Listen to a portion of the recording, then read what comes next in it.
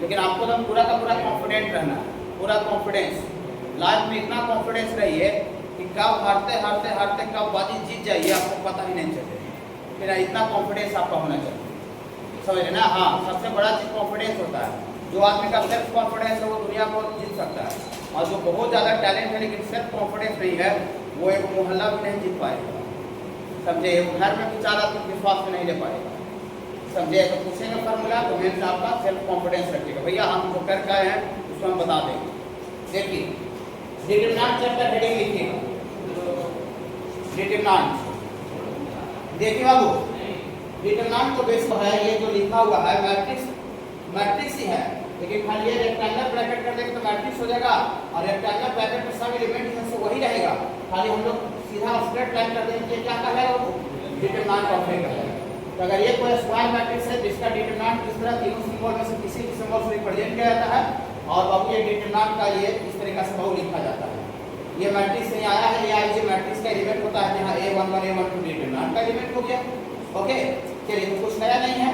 आपको पढ़ाई क्या करना है, जो पढ़ाई करना है वो आप लोग जानते हैं। देखिए आपको यहाँ पर पढ़ाई करना है, नोट्स प्रोवाइड कर देंगे, ठीक है। आपने जीरोक्स लेंगे थोड़ा सा पढ़ाई करना है बाबू सेकेंड ऑर्डर का डिटरमिनेंट और थर्ड ऑर्डर का डिटरमिनेंट। फिर बाबू हाँ थर्ड ऑर्डर का डिटरमिनेंट।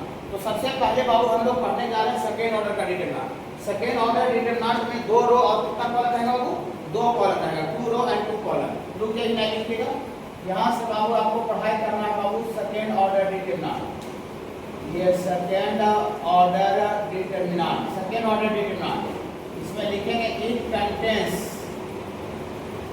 कंटेन्स 2 रो। बोले थे कि मैट्रिक्स का कोई वैल्यू नहीं होता है, लेकिन डिटरमिनेंट बाबू हम पढ़ रहे हैं तो डिटरमिनेंट का खास वैल्यू होता है। फिर बाबू डिटरमिनेंट है डिफरेंट वैल्यू, डिटरमिनेंट का खास वैल्यू होता है। ये बाबू सेकेंड ऑर्डर का डिटरमिनेंट होता है। इसमें प्रिंसिपल डायगोनल क्या होता है, सेकेंडरी डायगोनल क्या होता है, पहले से पता है। प्रिंसिपल डायगोनल वैसा डायगोनल को बोलते हैं जो कि A11 एलिमेंट से पास करता है। तो डायगोनल तो कोना कोनी होता है बाबू, कॉर्नर टू कॉर्नर, लेकिन ये जो डायगोनल होगा बाबू जो A11 से पास करता है फर्स्ट एलिमेंट, उसको हम लोग क्या बोलते हैं बाबू, प्रिंसिपल डायगोनल। ये आपको पहले से पता है बाबू, इसको हम लोग बोलते हैं बाबू principal diagonal. Principal diagonal, principal diagonal. और प्रिंसिपल के बाद ये जो डायगोनल है बाबू, अगला जो बच जाता है बाबू इसको हम लोग बोलते हैं secondary diagonal. Secondary diagonal, principal diagonal और सेकेंडरी ये पहले से पता है। और सेकेंड ऑर्डर का वैल्यू क्या आपको पता होगा, इसका वैल्यू पता है क्या होता है, क्या हाँ product of moments of principal diagonal minus product of moments of second diagonal. ठीक है, रुक जाइएगा, अपना लिखिए। देखिए तो लिखेंगे and value of second order determinant, value of second order determinant बराबर होता है बाबू आपका product of elements of principal diagonal, और ये product of principal diagonal minus, इधर थोड़ा सा फास्ट निकाल रहे हैं बाबू, थोड़ा सा नॉर्मली, क्योंकि ये सब वाला आपको पता है बेसिक नहीं। हाँ product of elements of secondary diagonal, product of elements of F dot minus secondary diagonal होता है बाबू सेकेंडरी डायगोनल। दैट मींस इसका वैल्यू हो जाएगा बाबू डेल्टा बराबर, पीछे से लिखने बाबू ये दोनों गुना हो जाएगा, A11 इंटू A22 हो जाएगा। यहाँ से बाबू आपका A11 इंटू A22 माइनस ये वाला A12 A12, यहाँ से हो जाएगा बाबू A12 और इतना इंटू A2। ये बाबू इसका डिटरमिनेंट का सेकेंड ऑर्डर का वैल्यू होता है। आप कितना भी तेज रहिएगा बाबू तो उससे कोई दिक्कत नहीं है, बहुत अच्छा बात है, लेकिन ये आपको याद रखना पड़ेगा, इसको रिसर्च प्रूफ नहीं है। सेकेंड ऑर्डर का डिटरमिनेंट हो बाबू, इसका वैल्यू कुछ नहीं, फार्मूला वही है। इसका वैल्यू क्या हो जाएगा बाबू सुदीप गोस्वामी, इसका हाँ ये 1 गुना 1 minus log a base b और इतना गुना log b base a। Log बाबू 11th में पढ़ाए हैं बाबू, पूरा कैलकुलस पढ़ना बाकी है, पूरा ट्रिगोनोमेट्री और लॉग मॉडुलस सब जितना पढ़े तो पूरा का पूरा जंप करके कैलकुलस में आ जाएगा, जंप करके थोड़ा लेना है पूरा गर्दा फिर तब लगा कि सही 11th में क्या हमको कंसेप्ट दिए थे पढ़ाए थे, फिर ना इनका ट्रैक सही था पढ़ाने का, गलत ट्रैक था। ठीक है, देखिए ये बाबू हम लोग लॉग b, इसको तो डायरेक्ट हम लोग वहाँ लिख सकते हैं, ठीक है, लेकिन हम डायरेक्ट नहीं लिखते हैं। ये लॉग b बेस से कोई इंटरचेंज फार्मूला वन बटा करके लिखते हैं तो थोड़ा बड़ा याद होगा, वन बटा करके लिखने से बाबू पावर ऑफ बेस इंटरचेंज हो जाता है।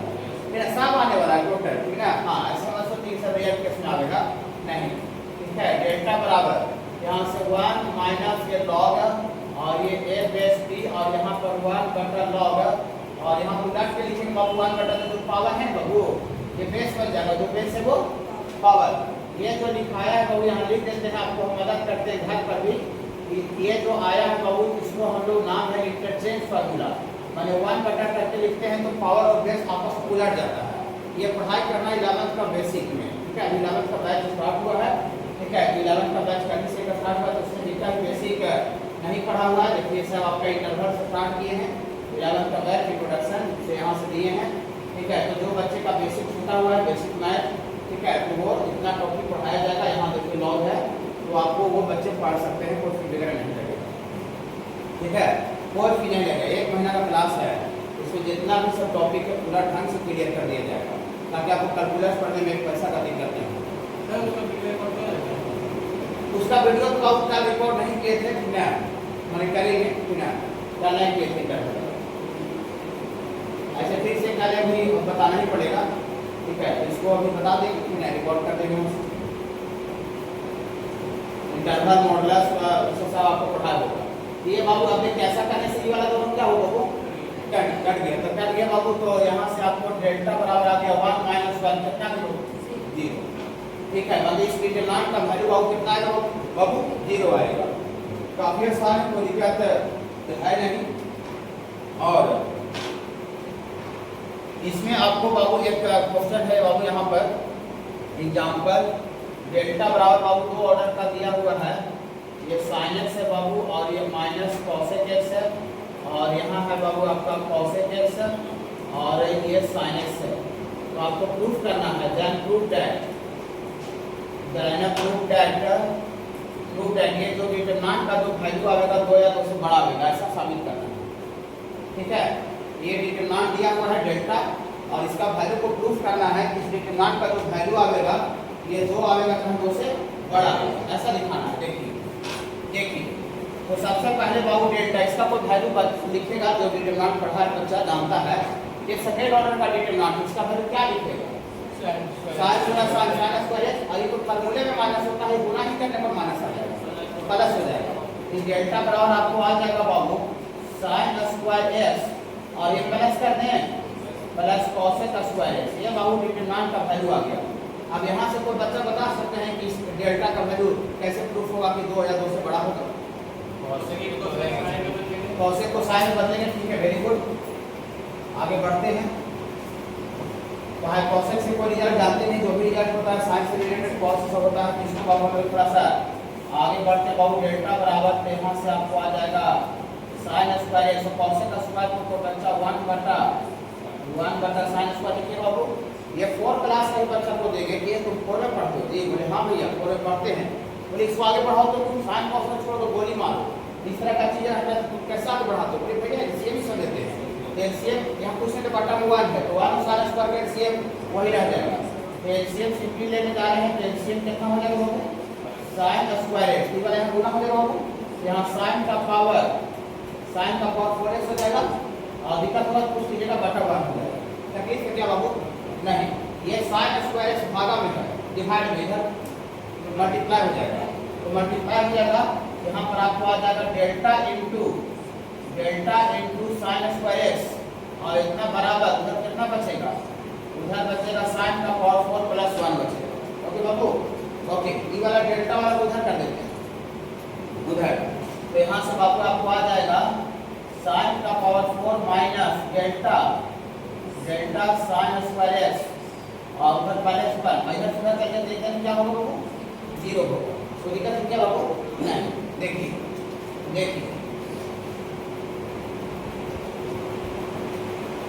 sin का पावर 4 को कोई बच्चा sin स्क्वायर x का होल स्क्वायर लिख सकता है। इस sin का पावर 4 को कोई बच्चा बाबू ऐसे लिख सकता है बाबू, ये sin स्क्वायर x का होल स्क्वायर का स्क्वायर पावर 4 हो जाएगा और माइनस बाबू यहाँ delta into sin square x और प्लस 1 बराबर 0। इसमें बाबू आपको हम पुट कर देते हैं बाबू, पुट कर देते हैं sin स्क्वायर x बराबर क्या मान लेते हैं बाबू, टी मान लेते हैं। Sine square x plus T, ये टी का स्क्वायर हो जाएगा। हाँ तो यहाँ से आपको आ जाएगा बाबू, यहाँ से आपको आ जाएगा बाबू ये टी का स्क्वायर, इसको टी माने इसका स्क्वायर हो जाएगा। यहाँ से आ जाएगा टी का स्क्वायर और माइनस डेल्टा टी ना बाबू, डेल्टा टी साइन स्क्वायर को टी माने हैं और ये प्लस वन बराबर मुझे ऐसा भाषणबाजी करने से क्या फायदा होता है, बहुत फायदा हुआ। ये टी में क्वाड्रेटिक इक्वेशन 11th में क्वाड्रेटिक पढ़े ना आप लोग, पूरा ग्राफ वगैरह सब जान के पढ़ाए करता बिना। हाँ देखिए तो यहाँ से आप लोग ये आपको क्वाड्रेटिक इक्वेशन है q डॉट e जिसको बोलते हैं क्वाड्रेटिक इक्वेशन। किसमें क्वाड्रेटिक है बाबू सोचिए, टी में टी का स्क्वायर है, टी का पावर लीनियर है और कांस्टेंट है, तो टी में क्वाड्रेटिक हुआ। और टी किसको माने, साइन स्क्वायर एक्स, तो साइन स्क्वायर एक्स और साइन स्क्वायर एक्स को टी माने हैं, तो साइन स्क्वायर एक्स का जो भी वैल्यू होगा तो रियल होगा, रियल इमेजिनरी तो होता नहीं। साइन स्क्वायर का वैल्यू 0 से लेकर 1 होता है। हाँ तो 0 से लेकर 1 होता है तो साइन स्क्वायर रियल है, 0 से 1 इमेजिनरी आयोटा कैसे आ जाएगा। हाँ तो लिखेंगे आपको फॉर टी रियल के लिए, टी रियल माने इसका रूट जो होगा, टी में क्वाड्रेटिक है इसका रूट रियल होगा और रूट रियल होगा माने टी का वैल्यू रियल होगा। तो रियल रूट के लिए क्या कंडीशन पड़े, रियल रूट के लिए 11 क्लास, हाँ रियल रूट के लिए रियल फॉर टी जो डिस्क्रिमिनेंट होगा ग्रेटर इक्वल 0 का, टी बराबर 0 में रूट इक्वल होता है, रियल होता है और डी ग्रेटर में तो अलग अलग होता है, फिर रियल होता है। लेकिन डी लेस देन 0 में बोली सर टी रियल का होगा सर, टी माने साइन स्क्वायर एक्स का वैल्यू, तो साइन स्क्वायर एक्स का वैल्यू आयोटा में जाता है क्या, इमेजिनरी में जाता है क्या, नहीं वो तो 0 से 1 होता है, 0 से 1 जो भी वैल्यू होगा तो रियल वैल्यू हुआ, 0 हो 0.1 हो 0.2, यहाँ टी रियल होगा, टी रियल होगा माने इसका रूट रियल होगा।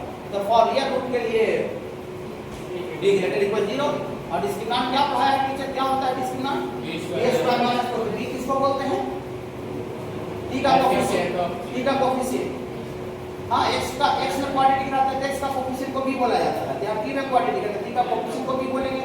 तो b स्क्वायर तो b के जगह पर कितना माइनस डेल्टा b स्क्वायर और माइनस 4 a के जगह पर b स्क्वायर का कोफिशिएंट 1 और c के जगह पर भी 1 है और ये ग्रेटर इक्वल क्या है सर 0, तो माइनस डेल्टा का स्क्वायर तो बाबू आपका डेल्टा का स्क्वायर आ गया और डेल्टा का स्क्वायर ग्रेटर इक्वल 4 आ गया, इधर चल गया माइनस का, तो डेल्टा का स्क्वायर आपको ग्रेटर इक्वल 4 आ गया, डेल्टा का स्क्वायर ग्रेटर इक्वल 4 आ गया। तो हमको डेल्टा का स्क्वायर नहीं चाहिए, हमको डेल्टा चाहिए, डेल्टा तो कैसे डेल्टा हो square, taking square root both side, घबराइएगा नहीं, घबराना मना है, टेकिंग स्क्वायर रूट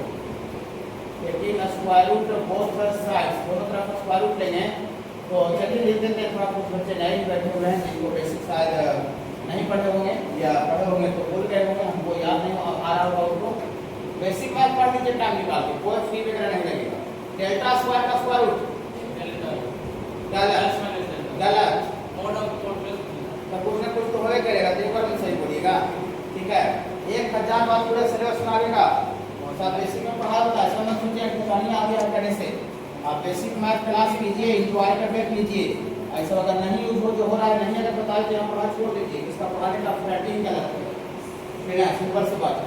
लेकिन नया बच्चा मेरे से कहाँ पढ़ाया, टेनिस आ गया, सब होता है पढ़ा, फिर बाबू डेल्टा स्क्वायर का पूरा सिलेबस 1000 बार आएगा, स्क्वायर रूट का भी कभी नेगेटिव नहीं होता है बिना। हाँ इसीलिए डेल्टा स्क्वायर रूट खाली अगर डेल्टा लिखते हैं तो डेल्टा तो कुछ भी हो सकता है, लेकिन पॉजिटिव नेगेटिव, इसीलिए इसको हम लोग क्या लिखेंगे बाबू, मॉड ऑफ डेल्टा, और 4 का स्क्वायर रूट कितना हो गया 2, ये mod of delta greater equal 2 आ गया।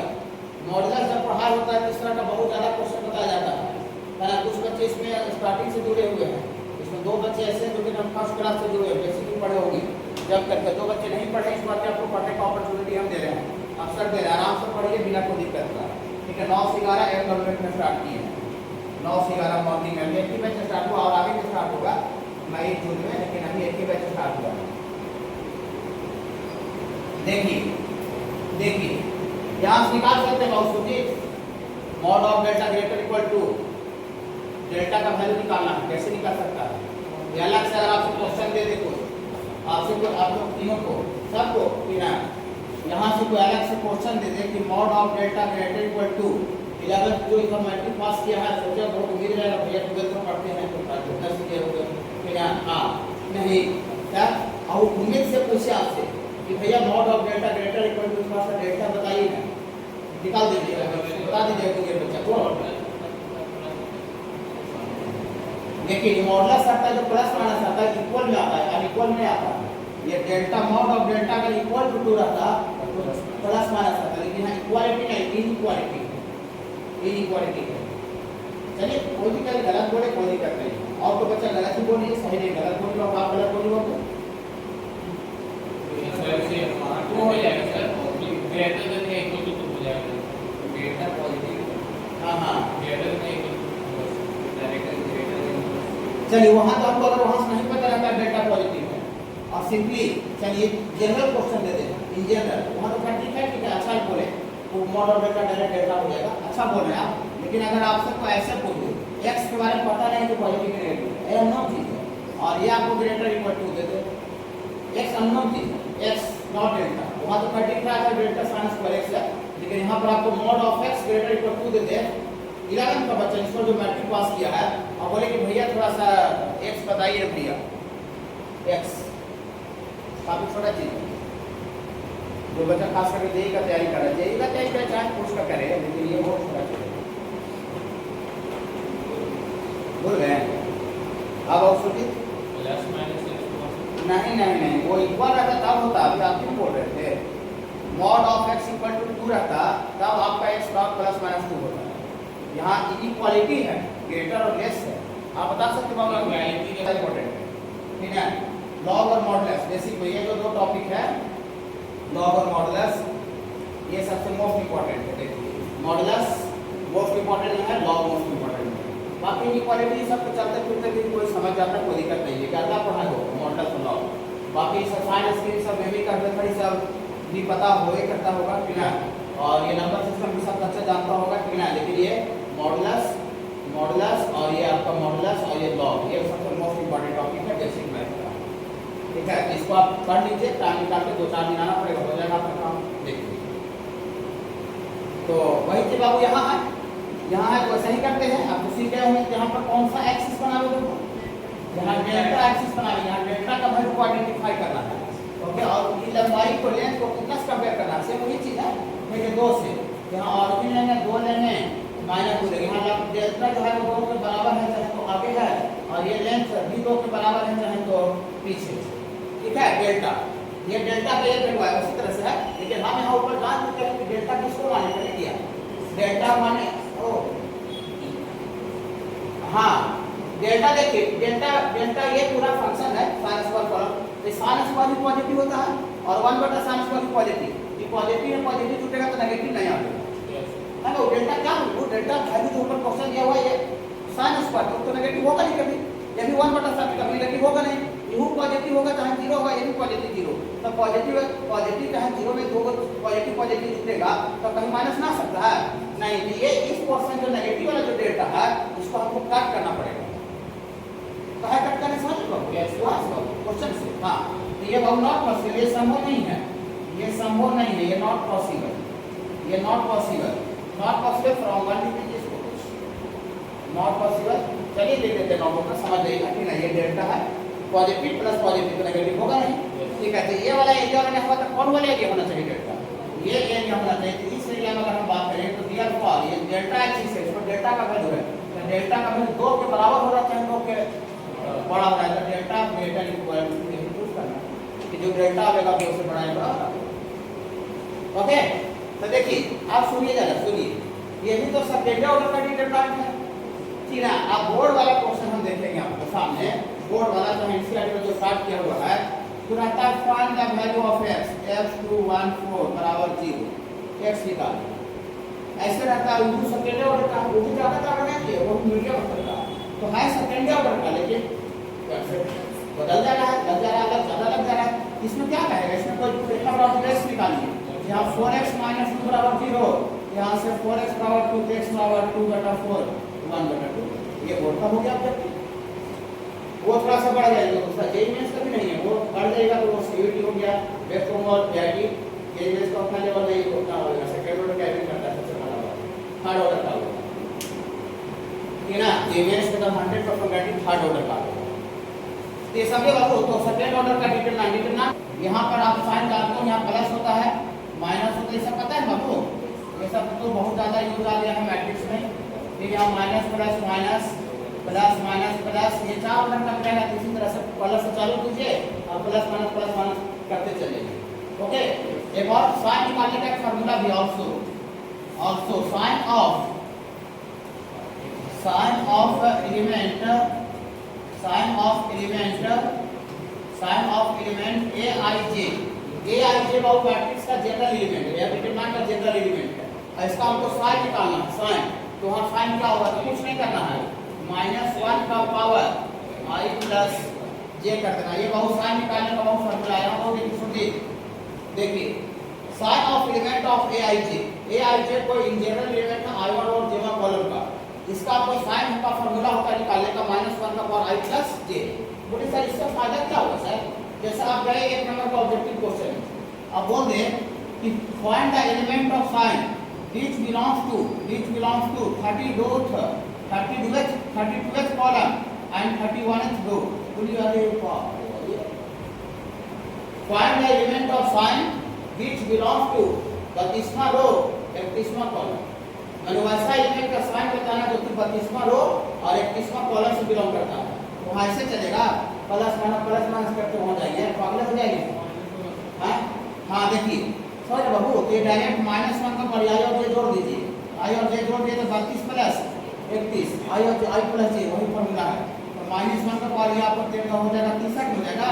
तो 63 अगर और नंबर आ गया -1 का और नंबर, तो आप जानते हो कि -1 का पर और नंबर देने से नेगेटिव आता है और -1 का पर इवन नंबर देने से पॉजिटिव आता है। यहाँ और नंबर जोड़ के आ रहा है तो साइन में माइनस हो जाएगा। कितना देर लगा, 5 सेकंड लगा होगा। खाली आई और जे में जोड़ के देख लेना। आपको तुरंत कहा कि find the element of sign which belongs to 20th row and 22th column, माने 20वां रो और 22वां कॉलम का पॉजिटिव होगा। देखिए जब 2 सेकंड लग रहा है तो ये बाबू इसी को याद रखिएगा, -1 का पावर i प्लस जे होता है। ये इससे इन जनरल कोई भी एलिमेंट का साइन निकालो और कम रहेगा तो डायरेक्ट प्लस माइनस हो जाएगा। ठीक है, आप जरा देखिए कि अपना देखिए 3 ऑर्डर या फिर उससे ज्यादा ऑर्डर का डिटरमिनेंट का वैल्यू निकालना आपको पता है पहले से। तो लिखते हैं फॉर वैल्यू ऑफ थर्ड और more order, for value of third और मोर ऑर्डर डिटरमिनेंट, माने 3 या उससे ज्यादा। थर्ड और मोर लिखेंगे नहीं, माने एक ऑब्जेक्टिव बताने जा रहे 3 ऑर्डर या उससे ज्यादा, तो ना 3 या उससे ज्यादा, माने 4-5 में नहीं करेगा, हरी करेगा। फॉर वैल्यू ऑफ थर्ड और more order determinant we expand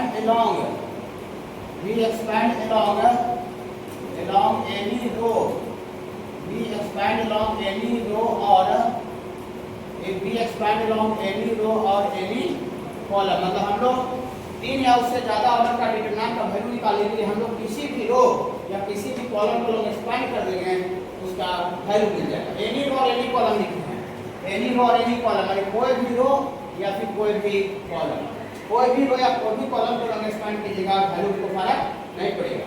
okay, आगे देखिए दैट मींस ये जो डेल्टा दिया हुआ है इसको अभी हम आपको फिलहाल आपको थ्योरी जो बता रहे हैं उसको पहले जो जान रहे थे मैट्रिक्स में जो यूज कर रहे थे उसमें R1 के लॉन्ग एक्सपेंड कर रहे थे रो फर्स्ट, तो अभी हम भी फर्स्ट रो के लॉन्ग एक्सपेंड करेंगे लेकिन बताएंगे। लेकिन जब क्वेश्चन अभी एग्जांपल देंगे ना तो फिर हम उसको सेकंड थर्ड जो बोलिएगा उसके लॉन्ग करके ये बता देंगे कि हम किसी भी रो चाहे कॉलम के लॉन्ग एक्सपेंड कर रहे हैं तो वैल्यू में कोई चेंजिंग नहीं हो रहा है। चलिए देखिए हम यहाँ पर बता रहे हैं बाबू, हम यहाँ पर आपको जो समझा रहे हैं बाबू, ये एक्सपेंड अलोंग रो फर्स्ट के लॉन्ग बता रहे हैं, expand along row first R1 के लॉन्ग। R1 माने पहला रो होता है, तो पहला रो में कौन कौन एलिमेंट है, A11 A12 A13, पहला रो का पहला एलिमेंट आगे देखना है यहाँ पर पहला साइन के साथ, साइन का इसी ये यूज होता है। यहाँ से ये डेल्टा बराबर प्लस A11, फिर डिटरमिनेंट लीजिए, समझाने के लिख रहे हैं। हाँ लॉजिक क्या है, जिस एलिमेंट को लिए हैं उससे पास करता रो और कॉलम को छोड़ देंगे। जो 4 ये देखिए चारों बचेगा, तो चारों बचेगा मैंने सेकंड ऑर्डर का डिटरमिनेंट लिखी, तो सेकंड ऑर्डर का डिटरमिनेंट के A22 A23, जहाँ A32 और यहाँ है बाबू A33।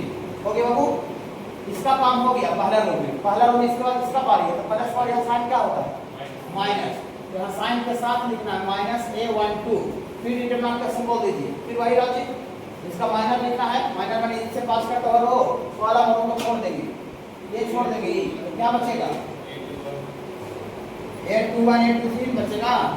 यहाँ बचेगा बाबू आपका 821 और 823 और 831 833। इसका भी हो गया, इसका भी हो गया, इसका बारी है। प्लस माइनस के बाद यहाँ प्लस है A13। फिर लॉजिक इसे पास कर दो, कॉलम रो छूट जाएगा। ये चालू बचेगा, ये वाला ये बचेगा 821, यहाँ बचेगा 822 और यहाँ 831 और यहाँ 832 ये बचेगा। ये वैल्यू नहीं लिखाएगा, इसका फाइनल सेकेंड ऑर्डर का वैल्यू लिखिएगा ना, तब जो वैल्यू वो फाइनल वैल्यू होगा। ये आपको पता है पहले से। यहाँ से बाबू आपको डेल्टा बराबर आपको आ जाएगा बाबू, डेल्टा बराबर प्लस A11 इनटू ब्रैकेट है, जिसका वैल्यू क्या होगा बोलिए, गुनगुनाइएगा। A22 into A33 minus A32 into A23, product of inverse of principal diagonal minus product of inverse of second diagonal. Okay, हां, फिर ये वाला प्लस है, यहां से बाबू प्लस A12 इनटू, यहां पर बाबू वैल्यू लिख देंगे A21 into A33 minus A23 into A31 कहाँ बाबू? ओ सॉरी माइनस है, फिर आगे बाबू यहाँ पर प्लस A13 और वाला गुना करेंगे बाबू, यहाँ से A21 into A32 minus A22 into A32 ऐसा होगा। उससे इतना लंबा थोड़ा विशाल वैल्यू आएगा, ऐसा नहीं बाबू। ये A11 इस समय था ना, इसको तब विशाल दिख रहा है आपको। वैल्यू डिजिट में रहेगा तो आएगा 10 15 20 माइनस और माइनस इधर कोई कांस्टेंट वैल्यू आएगा। लेकिन एलॉन्ग R1 फर्स्ट रो के लॉन्ग किसी के लॉन्ग भी कर सकते हैं। तो R1 का पहला एलिमेंट क्या होगा? A1 तो पहले से 1 डिजिट नॉट, जब 4 ऑर्डर का है ना टूटेगा ना तो 3 ऑर्डर में आएगा। लॉजिक वही है, इससे पास कर दो कॉलम और रो छूट जाएगा, रो छूट जाएगा। देखिए जो बच रहा है ये वाला पूरा है ना, यहाँ क्या बच रहा है? B2 B3 B4 C2 C3 C4 और यहाँ D2 D3 D4। समझिए प्लस के बाद क्या होगा? माइनस A2, फिर से टूटेगा, ये खत्म हो जाएगा, ये खत्म था, दूसरा वाला बचेगा B1 B3 B4। इसको टर्म उठाने का कोई जरूरत नहीं है, ठीक है ना। अब थोड़ा सा सोचिए, ज़्यादा नहीं सोचिए, तो ठंडा दिमाग से सोचिए कि 4 ऑर्डर का टूटा तो एक वही 3 ऑर्डर का यहाँ आया, ऐसा सब कई 3 ऑर्डर का आया 4 गो। अब एक 3 ऑर्डर का निकालने में उतना दूर लगता है, ठीक है ना। और यहाँ पर ऐसा 4 हुए तो समझिए कहाँ जाएगा, ठीक है ना। हाँ, तो इसीलिए 4 ऑर्डर का जो डिटरमिनेंट है वो पूछा नहीं जाता। हाँ, लेकिन अगर बाय चांस अगर रह गया तो तरीका वही होगा, ठीक है। एक बार एनडीए का एग्जाम में बहुत पहले 4 ऑर्डर का डिटरमिनेंट पूछा था, एनडीए का एग्जाम।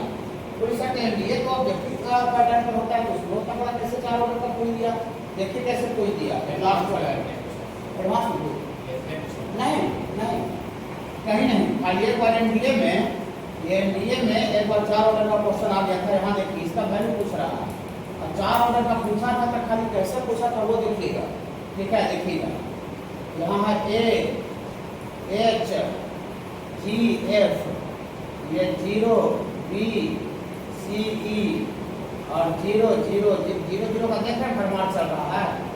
हाँ, तो 0 0 का भरमार चलने का मतलब जानते हैं क्या हो रहा है? हाँ 0 0 नहीं देगा ना तो इसको हालत खराब हो जाएगा, और 0 0 दिया उसका मतलब सब साफ होने वाला, सब क्लियर है ना, सबको सब कोरोना वायरस से मारने वाला। देखिए तो इसको हम एक्सपैंड कर देते हैं किसके लॉ? हाँ, पहला कॉलम में, जिसमें अभी बता देंगे तो इसमें ज़्यादा जीरो रहता है उसके लॉ एक्सपैंड करते हैं, कोई फर्क नहीं पड़ता, आप लोग लॉ भी कर सकते हैं, ठीक है। इसको हम एक्सपैंड कर देते हैं, एक्सपैंड कर देते हैं बाबू अलोंग C1 में फर्स्ट कॉलम, तो यहाँ पहला A है, A अफिलिएटेड नंबर संभार बता देते हैं, इससे पास का कॉलम रो छूट जाएगा तो कितना बचेगा? हाँ, यहाँ बचेगा BCE और 0DK और 00A। आई प्लस का इसको माइनस 0 होगा, तो माइनस जब 0 आ गया तो ये खत्म करने से फायदा नहीं होगा। काहे फायदा होगा? काहे कि फायदा में 0 गुना है, 0 को उसके बाद में 0 हो जाएगा, ये फायदा। फिर यहाँ प्लस माइनस का प्लस 0 फिर होगा, फिर वही 0 आ जाएगा, फिर माइनस 0। देखिए सब साफ हो गया 0 0 देने का, 0 0 नहीं तो समझते क्या होगा, पूरा आगे तक चलता, ठीक है। तो खाली इसके ना झमेला हो गया, इसमें भी जो दिया ना, इसमें भी इसको जब एक्सपैंड करेंगे 3 ऑर्डर का, इसमें भी पहला कॉलम में 2 जगह 0, ठीक है। इसको भी आप इसको एक्सपैंड करेंगे, इसको एक्सपैंड किसके नाम करेंगे? हाँ, expand along C1, ये तो A है और यहाँ पर प्लस B इंटू लॉजिक ये खत्म, ये आपको डायरेक्ट DL और माइनस 0 हो जाएगा। अरे तो फिर हाँ ये तो पूरा फिर 0 इंटू समथिंग ये पूरा 0 ऐसा हो जाएगा। खाली ये B DL और ये A है, ये आपको आ जाएगा। इसका मतलब A B G एक मजा। देखिए 4 ऑर्डर का कैसे पूछा था। अब फाइल 0 अगर नहीं दे उसके बाद देखिए क्या होता है, समझ रहे हैं? हाँ इसका answer Babu A B DL आ जाएगा। A B DL इसका ऑप्शन सी है, इसको लिख दीजिए। उधर पीछे लिख दीजिए क्या 4 ऑर्डर नहीं लिखना। 4 ऑर्डर वाला जो है इस खाली जो 4 ऑर्डर वाला बताया था नहीं अति वाला लिखना समझाने की थ्योरी नहीं लिखना 4 ऑर्डर का। ये खाली बाबू आपका क्वेश्चन लिख लीजिए 4 ऑर्डर का है। देखिए तो अगला थ्योरी नेक्स्ट क्लास पूछेगा ना। अच्छा पूछिए expand along row first R1 तो R1 का उस साइन के साथ प्लस 2 इंटू लॉजिक बोलिए इससे पास करता हूं वाला बहुत छूट जाएगा। क्या किया 12 माइनस 1 प्लस 1 हो जाएगा और प्लस 1 माइनस 1 1 को करने का पहले गुना 3 प्लस 2 हो जाएगा वो और वो तो बाबू 0 हो जाएगा। फिर 0 की सम की 0 यहां 12 13 13 गुना 26 और माइनस 5 तो कितना आ गया बाबू 21 आ गया। 21 इसका आंसर आ गया। अब इसको आप फर्स्ट रो के लॉग स्पेंड किए मैट्रिक्स यूज हो रहा था। आप फर्स्ट रो पे छोड़ा के आप कोई भी कॉलम या रो बोल सकते हैं। बस खाली हम ये थ्योरी में अपना फॉर्मेलिटी पूरा करना चाह रहे हैं, बस दिखाना चाह रहे हैं कि आप कोई भी रो चाहे कॉलम में लॉग स्पेंड कीजिएगा तो आपको कोई वैल्यू फर्क नहीं पड़ेगा। ठीक है तो इसको आप किसके लॉग स्पेंड करके थोड़ा बता दें। हां एक्सपेंड अलोंग किसके लॉग बाबू कॉलम 2 3 चलिए जो मन करता है जो कीजिए तो लेकिन 3 तो देखिए 3 तीसरा कॉलम को हम एक्सपेंड करेंगे। यहाँ प्लस माइनस का शून्य में 0 आ गया तो प्लस 0 के सामने तो पूरा 0 हो जाएगा।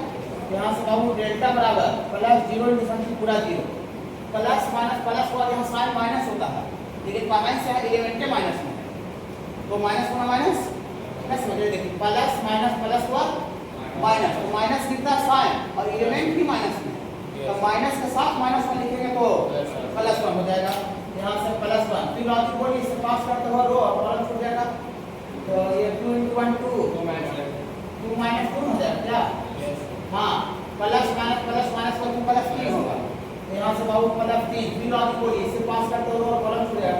क्या 8 माइनस 1 बाबू तो यहाँ से बाबू ये डेल्टा का वैल्यू 0 हो गया 2 माइनस 2 0 हो जाएगा बाबू और 8 में से गया 7 और 7 के कितना होता है बाबू बेटा इससे तो 0 0 में क्या जुड़े रहते हैं कैसा लगेगा वैल्यू से हमारा कि नहीं मतलब आप किसी भी रो चाहे कॉलम पे लॉग स्पेंड कीजिएगा। We find the value of only third order determinant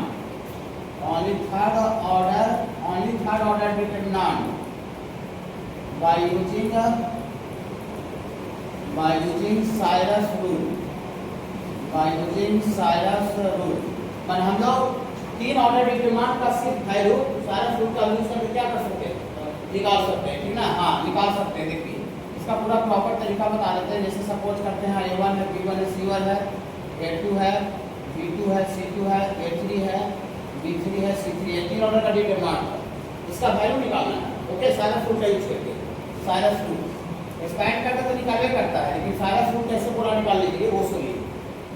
ठीक है देखिए जो डेल्टा लिखा हुआ है बाबू पर क्वेश्चन वो फिर से दोबारा लिखिए दोबारा लिखिएगा तो A1 B1 C1 और ये A2 B2 C2 और यहाँ A3 B3 और ये C3 दोबारा फिर लिख दीजिए और दोबारा लिख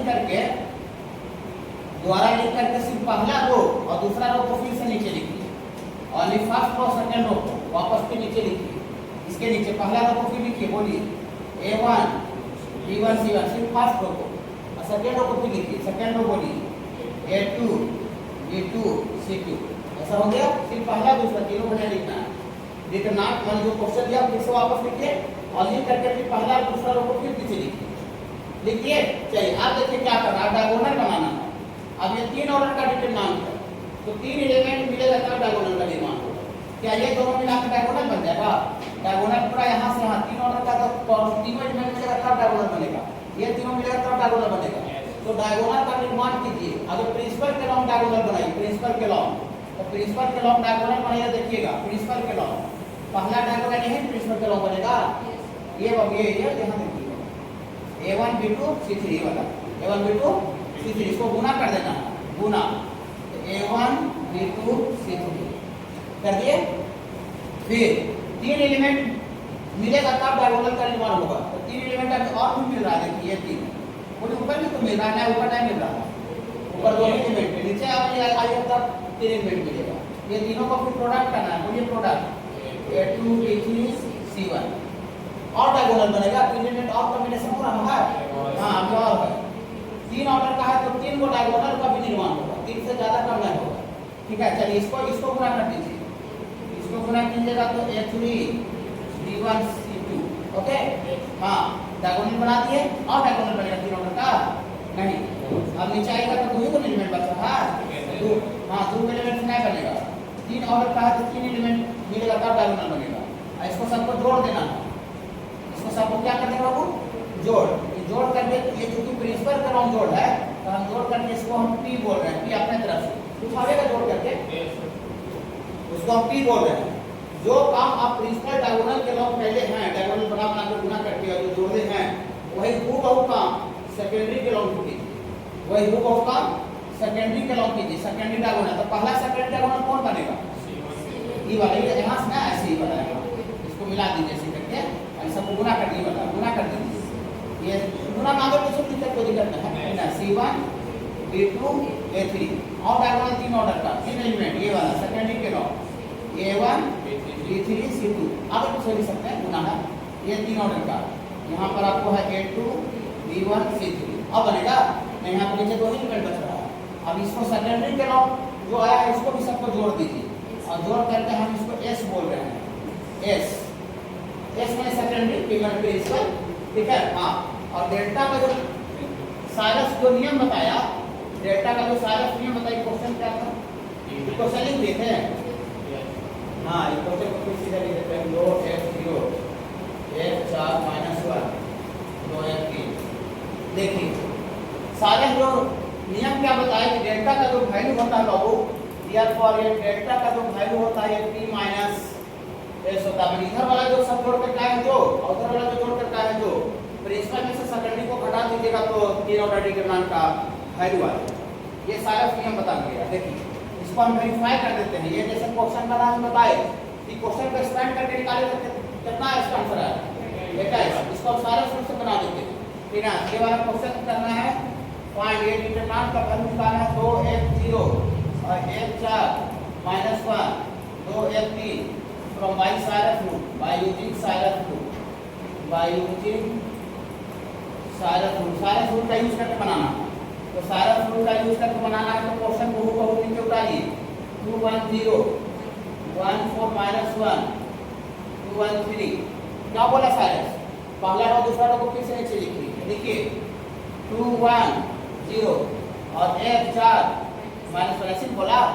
हाँ अब डायगोनल का निर्माण कीजिए। सबसे पहला डायगोनल प्रिंसिपल के लॉन्ग ये वाला होगा, इसको गुना करना है, 4 गुना 8 किया 24। अगला बनाइए ये वाला बनेगा, ये वो चूंकि 0 है तो पूरे गुने को क्या कर देगा 0, फिर ये वाला गुना करना है, 2 गुना 1 2 2 में -1 गुना होगा -2, सबको जोड़ना है। तो सबको जोड़ना है तो 24 से -2 जुड़ेगा तो 22 हो जाएगा, 22 समझे।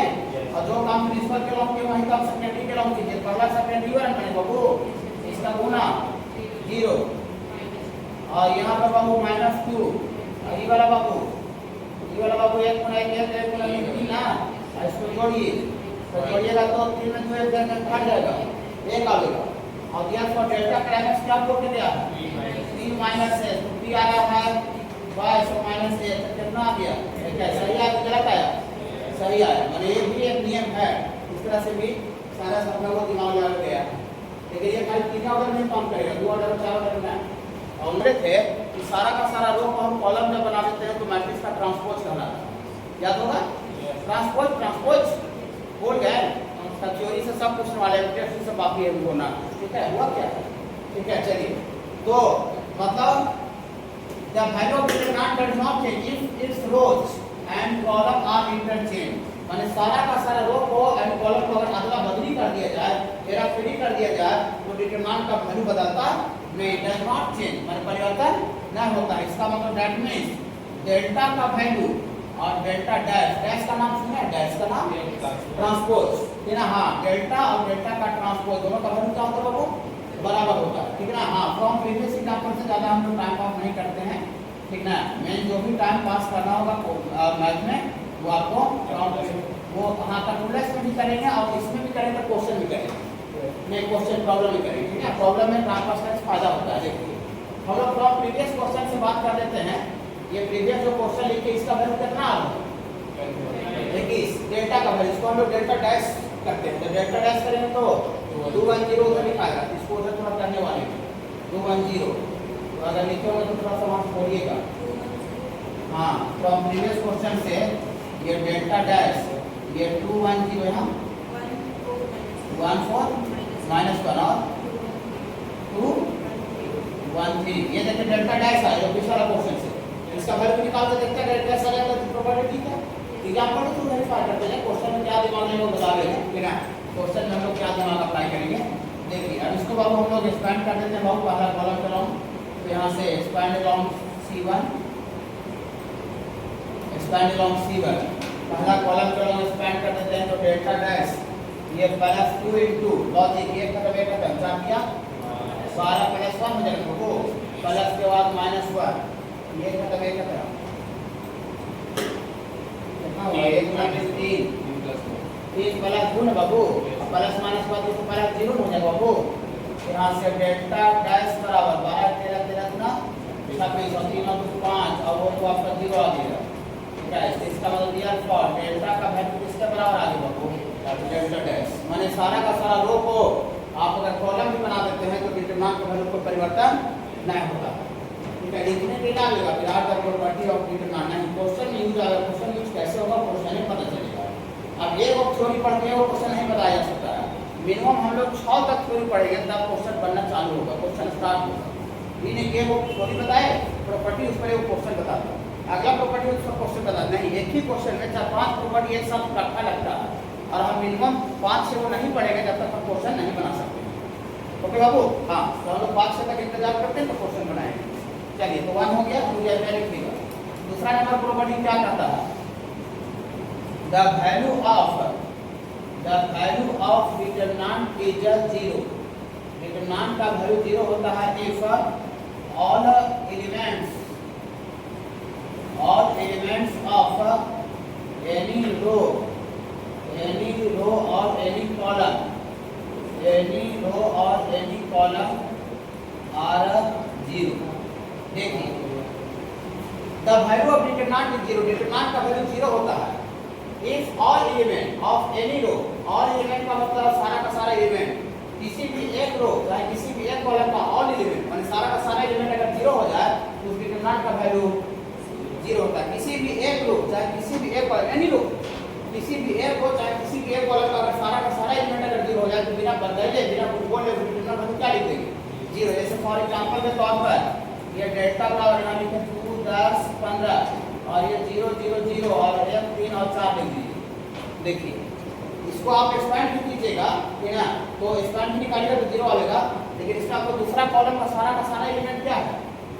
0। कोई जरूरी है दूसरा कॉलम का सर नहीं, कोई जरूरी नहीं, कोई भी रो कोई भी कॉलम का सारा एलिमेंट अगर 0 हो जाए ये 0 छोड़ा के इधर भी 0 रह सकता है, लेकिन उधर सब को मतलब नहीं, मतलब है कि किसी भी एक रो और किसी भी एक कॉलम का टोटल एलिमेंट अगर 0 रहा उसको छोड़ा के कोई दिक्कत नहीं है, 0 रहता है 0 नहीं है, लेकिन किसी भी एक रो और किसी भी एक कॉलम का अगर सारा एलिमेंट अगर 0 हो जाए तो पूरा बना ले तो डिटरमिनेंट का वैल्यू क्या लिखेंगे बाबू? 0। आप इसको एक्सपेंड कीजिए तो 0 आ जाएगा, क्या है क्या? ये तो ऐसे नहीं था, एक मतलब 0 बना तो 0 0 हो जाएगा। ओके, ये दूसरा प्रॉपर्टी है, ठीक है बाबू? हाँ, इसको थोड़ा प्रॉपर्टी को लिखिएगा।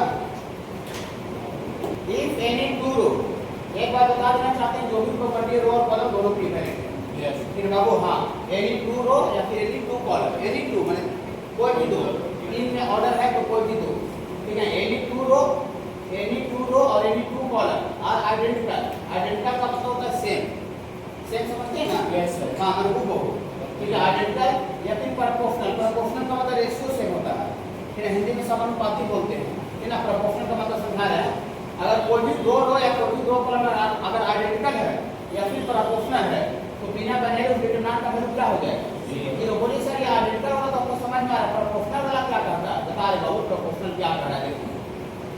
आइडेंटिकल वाला कोई भी दो रो या कोई भी दो कॉलम हो सकता है, जैसे एग्जांपल के तौर पर यहाँ लिखे 1 2 और 0, यहाँ 2 4 और ये 6, और यहाँ भी बाबू 2 4 और 6 लिखे।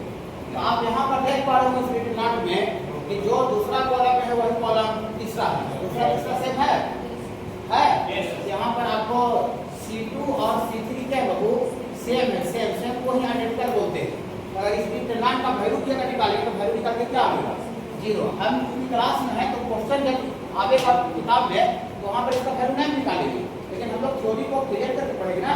हाँ, वहाँ पर डायरेक्ट लिखेंगे बाय यूजिंग प्रॉपर्टी, ठीक है। तो इसको हम लोग एक्सपेंड करेंगे, इसका वैल्यू निकालेंगे। प्लस वाले को देखो 24 माइनस 24 प्लस के बाद -2 ये खत्म है, खत्म 14 ना 12 माइनस 0 प्लस माइनस के बाद +2 ये खत्म, तो 12 और -0 यहाँ से बाबू 24 और 24 का 0 और -12 जो 24 और +24 0 आगे क्या आ गया, इसी को गुण बना दिया, इसी को प्रॉपर्टी बना दिया कि अगर किसी भी डिटरमिनेंट में कोई भी दो रो या कोई भी दो कॉलम आइडेंटिकल हो जाए, आइडेंटिकल में सेम, तो बिना बनाए हुए उस डिटरमिनेंट का वैल्यू क्या लिख दिया जाएगा, जीरो लिख दिया जाएगा। कोई सर आइडेंटिकल तो हम समझ रहे हैं पहले से, प्रोपोर्शनल क्या लिख रहे हैं, प्रोपोर्शनल बताते हैं क्या लिख रहे हैं। जैसे यहाँ 1 लिखे, 2 लिखे, 3 लिखे, 0 4 और 8 लिखे, यहाँ 2 4 और 6 लिख दिए, ऐसा लिख दिए।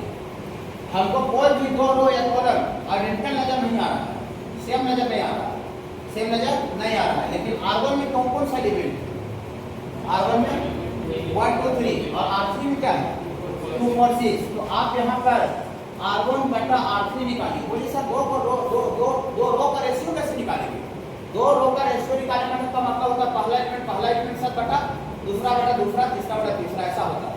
तो पहला एलिमेंट इसका R1 का कितना है 1 और पहला एलिमेंट तीसरा रो का कितना है 2 इसका दूसरा एलिमेंट कितना है 2, इसका दूसरा एलिमेंट कितना है 4, इसका है 3 और इसका 6। यहाँ की मजा देखिएगा तो 2 दूनी के 4 पड़ जाएगा, 3 दूनी के 6 पड़ जाएगा, तो 1/2 यहाँ भी आ रहा है, 1/2 यहाँ पे, 1/2 यहाँ, तो सबका रेशियो सब जगह बराबर आ रहा है बाबू। R1 और R3 का जो अनुपात है रेशियो वो सेम आ रहा है 1/2। तो अगर दो रो या दो कॉलम का अगर रेशियो अगर सब जगह सेम आता है तो that is called proportional. Hindi में इसको समानुपाती बोलते हैं।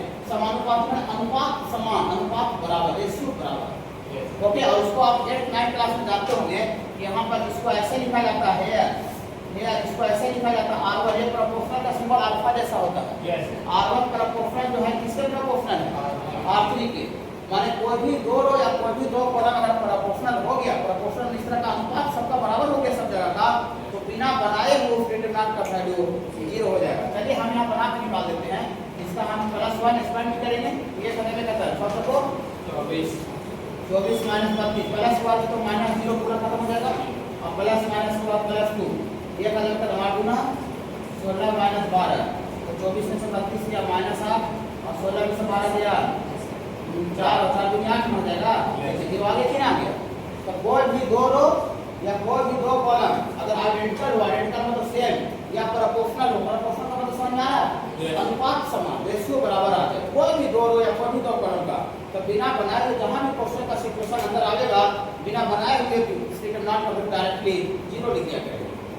ओके बाबू, ये तीसरा माने सारा का सारा रो का ऑल रोज और ऑल कॉलम्स, माने सारा का सारा रो या सारा का सारा कॉलम्स का जो एलिमेंट रहे वो आपको अगर 18 हो जाए, सब एक आध रो ना ऑल रो या तो सब कॉलम, माने रो है तो सब रो है, कॉलम है तो सब कॉलम का एलिमेंट अगर 18 हो जाए ऑटोमेटिक प्रोग्रेशन। थोड़ा सा 80 आगे बोलना चाहते हैं, जैसे मान लेते हैं कि अगर ये 80 तो पढ़ाई में नया बच्चा भी बोलना चाह रहे हैं थोड़ा डिवीजन में, ABC का एक्टिव एलिमेंट 80 में रहता है, इसका मतलब second term minus first term का डिफरेंस बराबर होता है third minus second, common difference.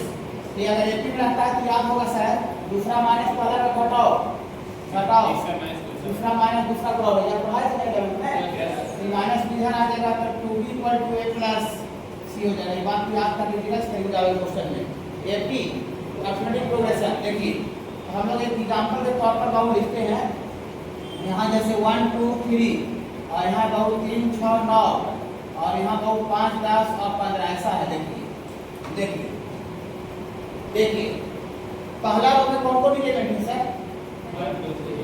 1 2 3 दूसरा रो में कौन है 3 6 9 और तीसरा रो में कौन है 5 10 15। तो रो देखिए रो एपिक नहीं है। देखिए फर्स्ट रो और सेकंड रो एपिक नहीं का है। फर्स्ट रो का पहला एलिमेंट है 1 और सेकंड रो का पहला एलिमेंट है 3। तो 1 में से 3 जाएगा -2 आएगा। लेकिन यहाँ 2 में से 6 आएगा तो -2 नहीं आएगा। तो यहाँ जो रो है वो एपिक में नहीं, रो का डिफरेंस एपिक नहीं है। लेकिन यहाँ कॉलम देखिए पहला कॉलम में कौन कौन एलिमेंट है ना। अगर रो को हम ऐसे देखेंगे मान सब का सब रो में ऐसा नहीं देखिए फर्स्ट रो में कौन एलिमेंट है फर्स्ट रो में ये वाला है अलग अलग देखना है इंडिविजुअल सेपरेट माने कंबाइन नहीं। फर्स्ट रो में कोई कहेगा कि 1 2 3 है फर्स्ट रो में और आप सबको पूछ देखिए कि 1 2 3 एपिक है कि नहीं खाली इतना बोलिए है एपिक है 2 में से जगह 3 में जगह ये जो पहला जो रो है वो किसमें है बाबू एपिक। फर्स्ट रो में यही 3 एलिमेंट है 1 2 3 जो कि एपिक है। दूसरा रो में कौन कौन सा एलिमेंट है 3 से 9। तो 3 से 9 में पूछेगा बाजार में कि 3 6 9 एपिक है 6 में से 3 या 3 और 9 में से 6 3। ये जो दूसरा रो का जो एलिमेंट है वो भी किसमें है बाबू एपिक। बोलिएगा सर तो पहला रो का कॉमन डिफरेंस 1 आ रहा है सर और यहाँ दूसरा रो का कॉमन डिफरेंस 3 आ रहा है सर। उससे कोई मतलब नहीं है। खाली यहाँ लिखा भी सेम कॉमन डिफरेंस नहीं लिखा हुआ खाली लिखा हुआ है कि सारा का सारा रो सारा कॉलम एलिमेंट एपिक होना चाहिए। इस सेम कॉमन डिफरेंस थोड़ी लिखा हुआ है। तो पहला जो रो है 1 2 3 वो एपिक है कि यस या नो यस। सेकंड रो में जो 3 6 9 एपिक है कि नहीं यस या नो यस। थर्ड रो में कौन कौन सा एलिमेंट है 5 10 15 एपिक है कि नहीं यस है। यहाँ तीनों का तीनों रो फर्स्ट रो का एलिमेंट 1 2 3 एपिक में है सेकंड रो का एलिमेंट 3 6 9 एपिक में है और थर्ड रो का एलिमेंट 5 10 15 एपिक में है बाबू। इसका सारा का सारा जो रो है वो एलिमेंट उसका एपिक में है। इसका मतलब इस डेल्टा का जो वैल्यू होगा दिया फॉर डेल्टा आप इसको बनाइएगा भी उसको क्या अभी बना दिखा दे क्वेश्चन में डायरेक्ट लिखेंगे। क्वेश्चन में एक्सपेंड नहीं करेंगे एक्सपेंड करेंगे तो फिर पढ़ने का फायदा क्या होगा। ठीक है ये खत्म नहीं करता 15 6 90 और 10 90 प्लस के बाद -2 ये खत्म नहीं करता 15 किया 45 और 45 प्लस माइनस पर प्लस ये खत्म नहीं करता 10 किया 30 और -30 ये तो 15 90 0 तो 0 आ गया वही लिखा हुआ। ये जो रो वाइज हम देख रहे थे उसको हम कॉलम वाइज भी देख सकते हैं। फर्स्ट कॉलम का एलिमेंट लेकिन यहाँ फर्स्ट कॉलम का एलिमेंट एपी में है क्या हाँ ये है 3 में से क्या 2 अब आप भी 2 100 में से 2 4 और यहाँ 4 हाँ है ना कॉलम